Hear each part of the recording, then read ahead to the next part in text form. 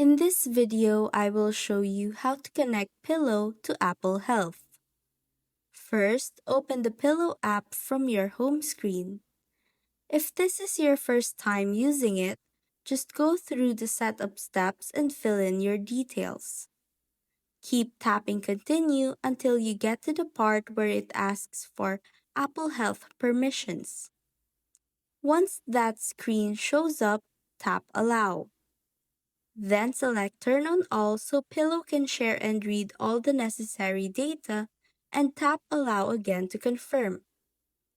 After that, continue through the rest of the setup until you reach the main dashboard. From here, your sleep tracking with Pillow will now automatically sync with Apple Health, so everything stays in one place. That's how easy it is to connect Pillow to Apple Health.